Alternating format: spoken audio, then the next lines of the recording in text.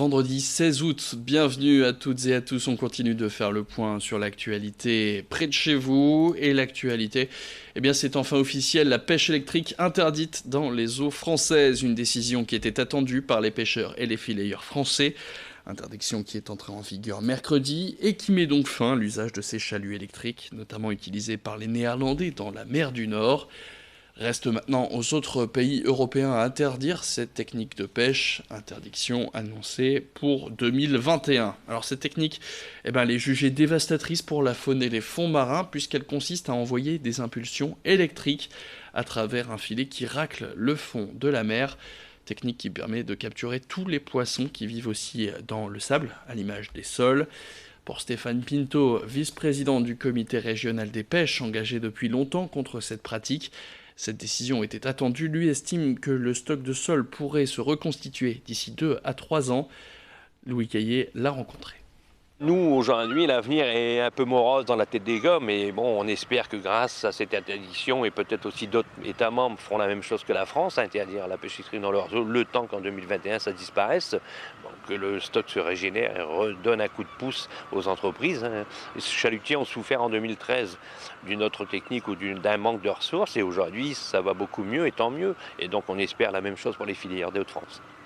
On espère que dans les 2-3 ans à venir, le stock va se régénérer de manière à pouvoir de redonner un petit peu confiance à l'avenir des filières des Hauts-de-France.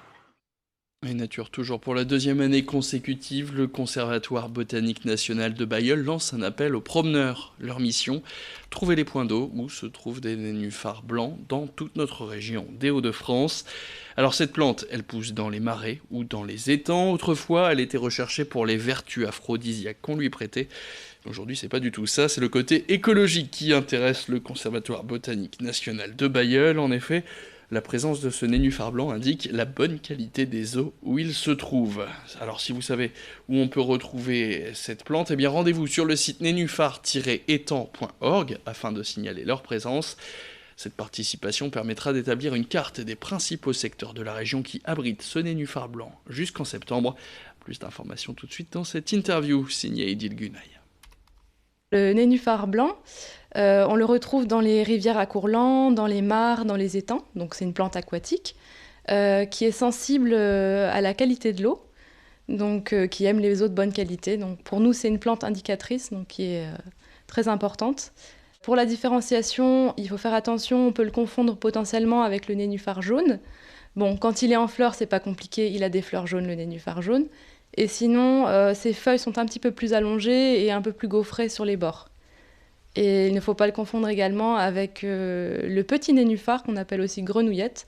Donc lui, il est vraiment tout petit, donc on peut pas se tromper. Je vous rappelle le site nénuphar-étang.org si vous voulez aider le conservatoire de Bailleul.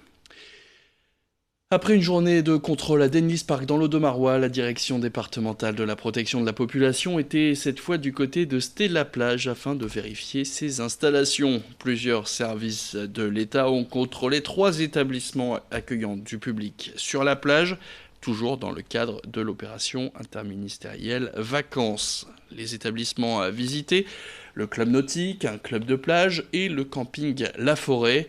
Des établissements de front de mer qui proposent des prestations différentes, allant de la location de chars à voile à l'accueil d'enfants, en passant par l'hébergement du côté du camping.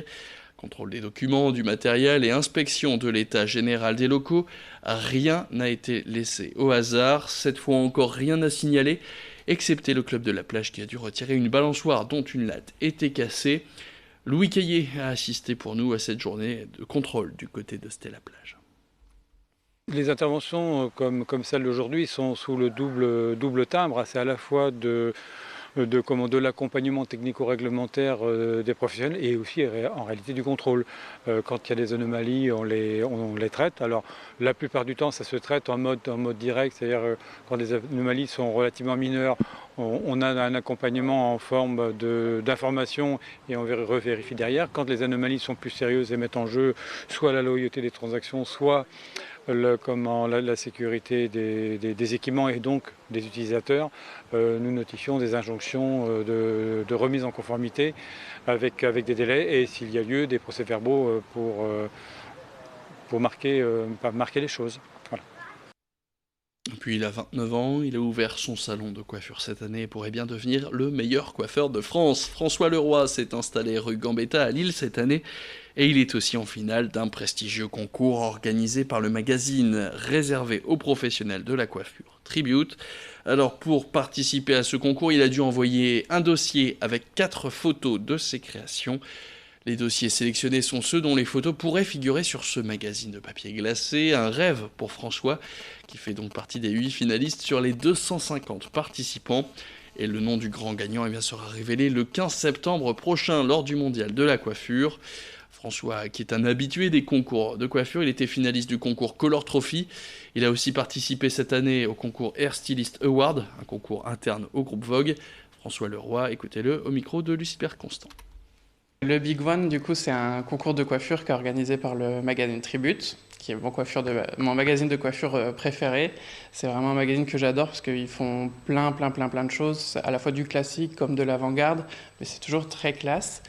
Et du coup, ce concours de coiffure, c'est de créer des images, en fait, qui seraient susceptibles de passer dans le magazine. Donc il y a différentes catégories sur la coupe, la couleur, vous avez les jeunes talents, donc ça c'est la catégorie pour laquelle je suis sélectionné, jusqu'à 30 ans, c'est la dernière année. Et donc il fallait créer des visuels, une collection de 4 visuels. Et donc du coup j'ai envoyé mon dossier et cette année, après 10 ans à tenter le truc, je suis enfin sélectionné. Et donc là je suis en finale parmi les 250 dossiers qui ont été envoyés. Les prévisions de Bison Futé avant de se quitter dans le sens des départs, seul samedi ne sera pas vert mais orange au niveau national et rouge dans le sud-ouest et l'arc méditerranéen. Et pour les retours, c'est orange aujourd'hui et dimanche et demain samedi ce sera rouge dans tout le pays. Et week-end du 15 août oblige.